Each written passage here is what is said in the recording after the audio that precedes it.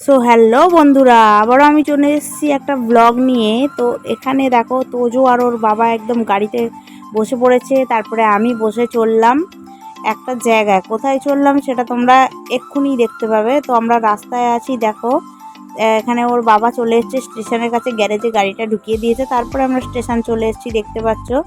তো ব্রিজের ওপর উঠে গেলাম। আমরা গেলাম 2 নম্বর প্ল্যাটফর্মে, কারণ আমরা যেহেতু শিয়ালদার দিকে যাব ডাউনে।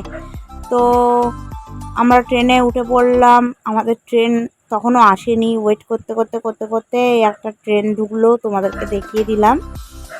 তো তারপরে 2 নম্বর প্ল্যাটফর্মে আমরা ঢুকে গেছিলাম। তো দেখো এই যে ট্রেনটা, এটা যাচ্ছে আপে। এটা কি ট্রেন আমার যদিও দেখা হয়নি। তো তারপরে ব্রিজ থেকে নেমে পড়লাম একদম। তা এই ভিডিওটা আমি ব্রিজের ওপর থেকে করেছিলাম, তার জন্য ভিউটা খুব সুন্দর আসছে, তোমরা দেখতে পাচ্ছ। আর তারপরে আমাদের ট্রেনটা ছিল 1 ঘন্টা লেট। তো এখানে ওয়েট করতে করতে গরমের জ্বালায় তো পাগল হয়ে যাচ্ছি, পুরো চোখ মুখ কুঁচকে গেছে। তো তারপরে তোজো একটা চিপস খেয়ে নিচ্ছিল এখানে বসে বসে, দেখো। আর তোজো চিপস খাচ্ছে, ও একা একাই খাচ্ছে, কাউকে কিন্তু দেয়নি, খুব মজা করে খাচ্ছে। আর এখানে আমাকে দেখাচ্ছে, আমি ওর থেকে চাইছি, ও মুখটা ঘুরিয়ে নিল। তো তারপরে ওয়েট করতে করতে তারপরে আমাদের ট্রেনটা চলে আসলো এখানে। তো ট্রেনের মধ্যে খুব প্রচণ্ড ভিড় ছিল, তাও বলবো না। এবার ট্রেনে উঠে আমরা চলে আসলাম ঘাটে। তো এটা কি ঘাট? এটা হচ্ছে শ্যামনগর জেটি ঘাট। তো আমরা এই যে লঞ্চে যাওয়ার জন্য নেমে পড়েছি। তো তোজোকে ওর বাবা হাত ধরিয়ে নিয়ে যাচ্ছে। তারপরে এটা ঠিক বাজে তখন বিকাল 4টে। তো গঙ্গার ভিউটা তোমরা দেখতে পাচ্ছ, খুবই সুন্দর লাগছে, সানসেট হবে হবে ভাব। তো এই যে গঙ্গা দিয়ে আমরা লঞ্চে তখন যাচ্ছি। তো লঞ্চের মধ্যে বসে বসে ওয়েট করছি, বোর হচ্ছি যে কখন গিয়ে ওপারে পৌঁছাবো। তো আমরা পৌঁছে গেলাম, এই যে ঘাটের সামনে চলে এসেছি। এটা হচ্ছে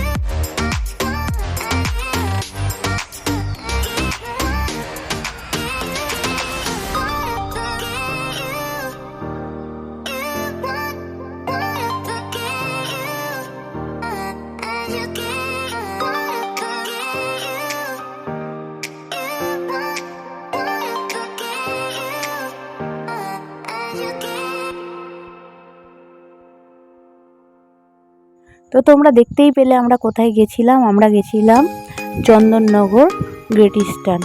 তো চন্দননগরে আমার একটা দাদাভাই কাজ করে, মানে আমার হাজব্যান্ডেরই পাড়া সম্পর্কিত দাদাভাই। তো সেখানেই আমরা গেছিলাম ফ্রিজ দেখতে।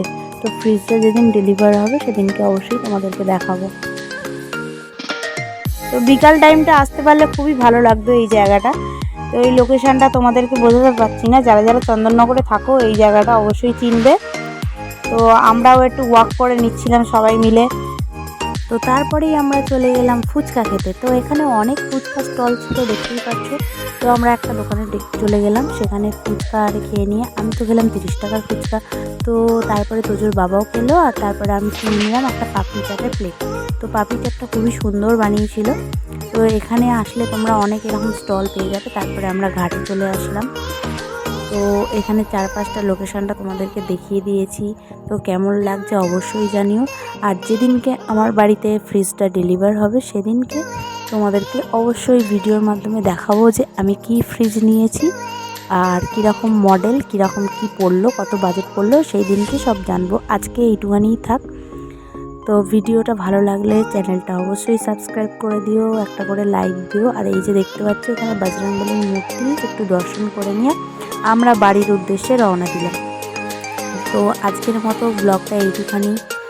তো চারিদিকের লোকেশনটা খুবই সুন্দর লাগছে, আর এখানে বজরংবলীর মূর্তি অনেক কিছুই, 4-5টা তোমাদেরকে সব কিছুই দেখিয়ে দিলাম। তারপরে আমরা লঞ্চে উঠে চলে এলাম বাড়ির উদ্দেশ্যে, যেরকমভাবে গেছি আবার সেরকমভাবে রিটার্ন করলাম। তো লঞ্চ আমাদের ছেড়ে দিয়েছে, দেখতে পাচ্ছ। তো ভিডিওটা ভালো লাগলে চ্যানেলটা অবশ্যই আমার সাবস্ক্রাইব করে দিও। চ্যানেলে যদি নতুন হয়ে থাকো একটা সাবস্ক্রাইব, একটা লাইক, একটা শেয়ার অবশ্যই করার চেষ্টা করো। তো আজকের মতো এইটুখানি, সবাইকে টাটা।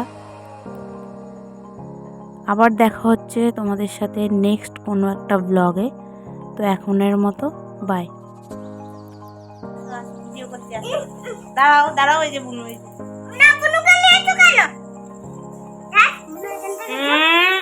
মারবো কিন্তু, বুনু আসবে এই যে ভিডিওতে, নাহলে তোমাকে নেবো না আমি।